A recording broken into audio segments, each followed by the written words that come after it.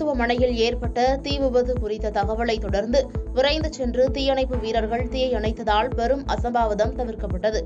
இதுகுறித்து டெல்லி தீயணைப்புத்துறை இயக்குநர் அதுல் கார்க் எக்ஸ் தளத்தில் வெளியிட்ட பதிவில், எய்ம்ஸ் மருத்துவமனையின் 2வது தளத்தில் உள்ள இயக்குநர் அலுவலகத்தில் திடீர் தீ விபத்து ஏற்பட்டது. இதையடுத்து 7 தீயணைப்பு வாகனங்களில் சென்ற வீரர்கள் தீயை கட்டுக்குள் கொண்டு வந்தனர். அலுவலகத்தில் இருந்த கோப்புகள், மேஜைகள், குளிர்சாதன பெட்டி உள்ளிட்டவை தீயில் எரிந்து நாசமாகின. இந்த விபத்தில் யாருக்கும் உயிரிழப்பு அல்லது காயம் ஏற்படவில்லை என்று தெரிவித்துள்ளார். மேலும் விபத்து குறித்து காவல்துறையினர் மற்றும் தீயணைப்புத் துறையினர் விசாரணை நடத்தி வருகின்றனர். ஹரியானா மாநிலத்தில் சட்டவிரோத சுரங்க வழக்கு தொடர்பாக அமலாக்கத்துறை அதிகாரிகள் வழக்கு பதிவு செய்து விசாரணை மேற்கொண்டு வருகின்றனர். இந்நிலையில் காங்கிரஸ் தலைவர் சுரேந்தர் பன்வார் மற்றும் முன்னாள் INLT சட்டமன்ற உறுப்பினர் தில்பாக் சிங் உள்ளிட்டோருக்கு தொடர்பான சுமார் 20 இடங்களில் அமலாக்கத்துறை அதிகாரிகள் சோதனை நடத்தி வருகின்றனர். இந்த சோதனை யமுனா நகர், சோனிபட், மொஹலி, ஃபரிதாபாத், சண்டிகார் மற்றும் கர்னால் ஆகிய இடங்களில் நடைபெற்று வருகிறது. அமலாக்கத்துறை அதிகாரிகள் நேற்று ஜார்க்கண்ட் மாநிலத்தில் மிகப்பெரிய அளவிலான சோதனையில் ஈடுபட்டனர் என்பது குறிப்பிடத்தக்கது. மகாராஷ்டிரத்தை சேர்ந்த சுகன்யா சாந்தா சார்பில் வழக்கறிஞர் பிரசன்னா என்பவர் உச்சநீதிமன்றத்தில் மனு தாக்கல் செய்துள்ளார். அதில் சிறைச்சாலைகளில் உள்ள கையேடுகள், உதிகள் செல்லாது என்று அறிவிக்க வேண்டும் என்று கூறியிருந்தார். இந்த மனுவை தலைமை நீதிபதி DY சந்திரசூட் தலைமையிலான அமர்வு விசாரித்தது. அப்போது தமிழ்நாடு உள்ளிட்ட 11 மாவட்டங்களின் சிறை கையேடுகளை தொகுக்குமாறு மூத்த வக்கீல் முரளிதரை கேட்டதுடன், சிறைச்சாலை கையேடுகள் சிறைகளில் சாதி பாகுபாட்டை ஊக்குவிப்பதாக தெரிவித்து தாக்கல் செய்த பொதுநல மனுவுக்கு பதிலளிக்க தமிழ்நாடு உள்ளிட்ட 11 மாநிலங்களுக்கும் மத்திய அரசுக்கும் உத்தரவிட்டு விசாரணையை 4 வாரங்களுக்கு தள்ளி வைத்துள்ளது.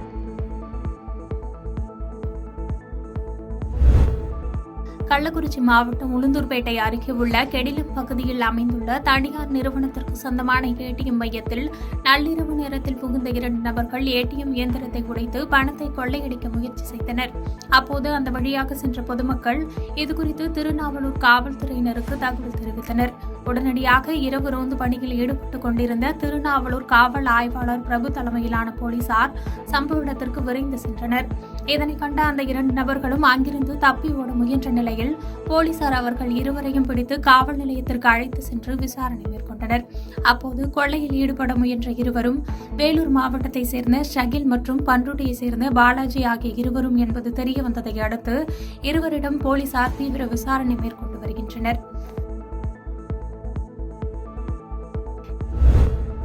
நீலகிரி மாவட்டம் உதகை அருகே உள்ள அனுமாபுரம் பகுதியிலிருந்து கேரட் லோடு ஏற்றிக்கொண்டு பெங்களூர் நோக்கி பிக்கப் வாகனம் ஒன்று சென்று கொண்டிருந்தது.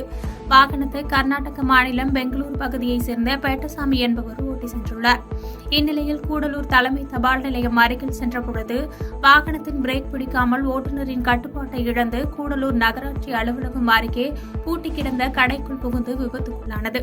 இதில் ஓட்டுநர் பெட்டசாமிக்கு தலையில் காயம் ஏற்பட்ட நிலையில் அருகில் உள்ளவர்கள் பெட்டசாமியை மீட்டு கூடலூர் அரசு மருத்துவமனைக்கு சிகிச்சைக்காக அனுப்பி வைத்தனர். மேலும் விபத்து குறித்து சம்பவ இடத்தில் கூடலூர் காவல்துறையினர் விசாரணை மேற்கொண்டனர். தென்காசி மாவட்டம் செங்கோட்டை ஊராட்சி ஒன்றிய பகுதிக்குட்பட்ட சீவநல்லூர் ஊராட்சி மன்ற தலைவியாக உள்ள முத்துமாரி என்பவர் மீது சில ஊழல் குற்றச்சாட்டுகளை சுமத்தி அதே பகுதியைச் சேர்ந்த காங்கிரஸ் கட்சியை சார்ந்த கதிரவன் என்பவர் ஊர் மக்களை ஒன்று திரட்டி உண்ணாவிரதம் இருக்கப் போவதாக அறிவிப்பு ஒன்று வெளியிட்டிருந்தார். இந்த நிலையில் இது தொடர்பாக செங்கோட்டை ஊராட்சி ஒன்றிய அலுவலக அதிகாரிகள் காங்கிரஸ் கட்சியை சேர்ந்த கதிரவன் மற்றும் சீவநல்லூர் ஊராட்சி மன்ற தலைவர் முத்துமாரி, துணைத் தலைவர் பட்டுராஜ் உள்ளிட்டவர்களை சமாதான பேச்சுவார்த்தைக்கு அழைத்து செங்கோட்டை ஊராட்சி ஒன்றிய அலுவலகத்தில் வைத்து சமாதான பேச்சுவார்த்தை நடத்தினர். அப்போது இரு தரப்பினருக்கும் இடையே கடும் வாக்குவாதம் ஏற்பட்ட நிலையில் சமாதான கூட்டமானது பாதியில் நிறுத்தப்பட்டது. இதற்கு முன்னதாக ஊராட்சி மன்ற தலைவியாக உள்ள முத்துமாரியின் ஆதரவாளர்களுக்கும் கதிரவன் என்பவருக்கும் இடையே கடும் வாக்குவாதம் ஏற்பட்ட நிலையில் இரு தரப்பினரும் ஒருவரை ஒருவர் தாக்க முயற்சி செய்தனர். அதனைத் தொடர்ந்து அங்கு பாதுகாப்பு பணியில் இருந்த போலீசார் அவர்களை தடுத்து நிறுத்தினர். இதனால் அப்பகுதியில் பெரும் பரபரப்பு ஏற்பட்டது.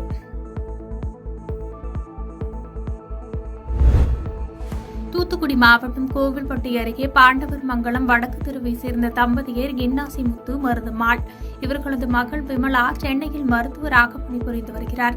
இந்நிலையில் தம்பதியருக்கு இடையே அடிக்கடி குடும்ப தகராறு ஏற்பட்டு வந்ததாக கூறப்படுகிறது. இந்நிலையில் நேற்று இரவு மீண்டும் ஏற்பட்ட தகராறில் ஆத்திரமடைந்த இன்னாசி முத்து தனது மனைவி மருதம்மாளை அரிவாளால் சரமாரியாக வெட்டி கொலை செய்துவிட்டு வீட்டிலேயே பதுங்கியிருந்துள்ளார்.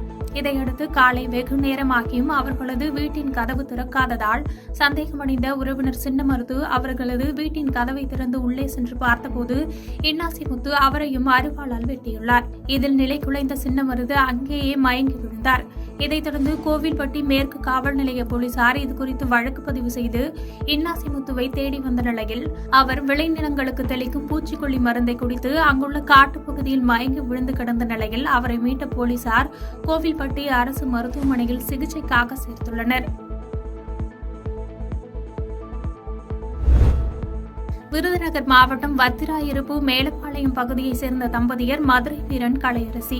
இவர்களது 14 வயதான மகன் மருது கணேஷ் அதே பகுதியில் உள்ள தனியார் பள்ளியில் 9ஆம் வகுப்பு படித்து வந்துள்ளார். இந்நிலையில் சிறுவன் அதிகமாக செல்போன் உபயோகித்து வந்ததாகவும் இதனை தாய் கண்டித்து வந்ததால் அவர் மீது மருது கணேஷ் கோபமாக இருந்து வந்ததாகவும் கூறப்படுகிறது. இந்நிலையில் வேலைக்கு சென்ற கலையரசி மாலையில் வீட்டிற்கு வந்து பார்த்தபோது மகன் மருது கணேஷ் வீட்டின் அறையில் உள்ள மின்விசிறியில் தூக்கு போட்டு தொங்கியுள்ளார். பின்னர் அக்கம்பக்கம் உள்ளவர்கள் உதவியுடன் மருது கணேஷை கீழே இறக்கி மருத்துவமனைக்கு கொண்டு சென்ற நிலையில் ஏற்கனவே சிறுவன் இறந்துவிட்டதாக மருத்துவர்கள் தெரிவித்தனர். இந்த நிலையில் சிறுவன் உயிரிழப்பு குறித்து வத்திராயிருப்பு காவல்துறையினர் வழக்கு பதிவு செய்து விசாரணை மேற்கொண்டு வருகின்றனர்.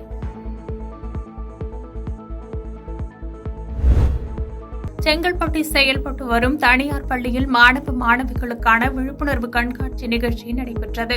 செல்போனில் தங்களது நேரத்தை வீணடித்து வரும் மாணவர்களின் நடைமுறைகளை மாற்றும் விதமாக பல்வேறு நாடுகளில் பயன்படுத்தப்படும் தபால் தலைகள் மற்றும் பழைய நாணயங்களை சேகரிக்க வலியுறுத்தும் விதமாக விழிப்புணர்வு கண்காட்சி நிகழ்ச்சியும் மேலும் மருத்துவ பண்புகள் கொண்ட தாவர கண்காட்சி மற்றும் நாட்டுப்புற கலை நிகழ்ச்சிகள் நடைபெற்றது.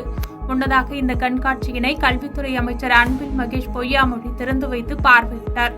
மேலும் பள்ளி மாணவர்களிடம் ஊக்கம் பெறுவதற்கான ஆலோசனைகளை வழங்கி சிறப்புரையாற்றினார்.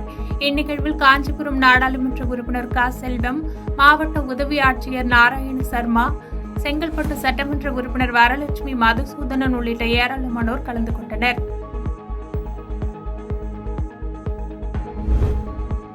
கடந்த 2015ஆம் ஆண்டு அரியலூர் மாவட்டம் சன்னாசிப்பேட்டை பகுதியில் நடைபெற்ற முற்றுகையிடும் போராட்டத்தில் அப்போதைய குன்னம் தொகுதி எம்எல்ஏவும் தற்போதைய போக்குவரத்து துறை அமைச்சருமான சிவசங்கர் கலந்து கொண்டபோது பிரச்சினை ஏற்பட்டு அது கலவரமாக மாறியது. இதில் 9 போலீசார் காயமடைந்தனர். இதுகுறித்து கடலூர் மாவட்டம் ஆவினங்குடி போலீசார் பொது சொத்துக்கு சேதம் விளைவித்தல், பொது அமைதிக்கு பங்கம் விளைவித்தல் உட்பட 8 பிரிவுகளின் கீழ் 37 பேர் மீது வழக்கு பதிவு செய்தனர். இந்நிலையில் இந்த வழக்கு விசாரணை கடலூர் 1வது குற்றவியல் நீதிமன்றத்தில் இன்று விசாரணைக்கு வந்தது. அப்போது போக்குவரத்து துறை அமைச்சர் சிவசங்கர் உட்பட 29 பேர் நீதிமன்றத்தில் ஆஜராகினர். வழக்கை விசாரணை செய்த நீதிபதி வனஜா வழக்கு விசாரணையை அடுத்த மாதம் 8ஆம் தேதிக்கு ஒத்திவைத்து உத்தரவிட்டார். பின்னர் நீதிமன்ற வளாகத்தில் செய்தியாளர்களுக்கு பேட்டியளித்த அமைச்சர் போக்குவரத்து தொழிலாளர்களுடன் எந்நேரத்திற்கும் பேச்சுவார்த்தைக்கு தயார் என்றும் பொங்கல் பண்டிகைக்கு மக்கள் சொந்த ஊர் செல்ல எந்த தடையும் இருக்காது என உறுதியளித்தார்.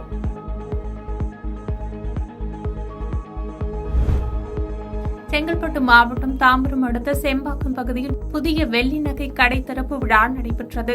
இதில் சிறப்பு விருந்தினராக நடிகை ஐஸ்வர்யா ராஜேஷ் கலந்து கொண்டு ரிப்பன் வெட்டி நகைக்கடையை திறந்து வைத்தார். பின்னர் செய்தியாளர்களை சந்தித்த நடிகை ஐஸ்வர்யா ராஜேஷ், நடிகர் சங்க கட்டிடத்துக்கு நடிகர் விஜயகாந்த் பெயர் வைப்பது பொது கருத்தாக இருந்தால் அது தவறில்லை. அனைத்து நடிகர்களின் கருத்துதான் தனது கருத்து என நடிகை ஐஸ்வர்யா ராஜேஷ் செய்தியாளர்களின் கேள்விக்கு பதில் தெரிவித்துள்ளார். மேலும் தொடர்ந்து பேசிய அவர், சினிமா துறை பின்னோக்கி செல்கிறது என்ற தகவல் பொய்யானது, சினிமா எப்போதும் மங்கி போகாது என்று தெரிவித்துள்ளார்.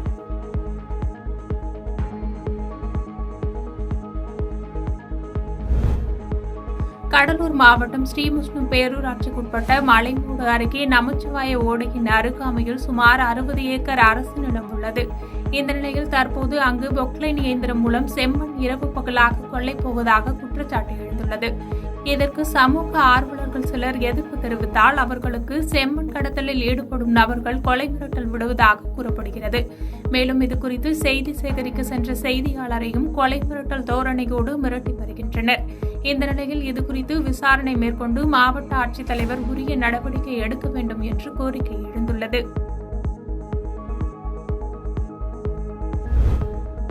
தென்காசி கூளைக்கடை பஜார் பகுதியில் உள்ள பிரதான பெட்ரோல் பங்கில் நிர்ணயிக்கப்பட்ட அளவை விட அதிக அளவு எத்தனால் கலந்து பெட்ரோல் விற்பதால் தனது வாகனம் தொடர்ந்து பழுதாவதாக கூறி வாடிக்கையாளர் ஒருவர் புகார் கூறி வீடியோ ஒன்றை வெளியிட்டுள்ளார். தென்காசி பிரதான பகுதியில் உள்ள பெட்ரோல் பங்கில் இவ்வாறு கலப்பட பெட்ரோல் டீசல் விற்பனை செய்வது வாகன ஓட்டிகளிடையே கடும் அதிருப்தியை ஏற்படுத்தியுள்ளது.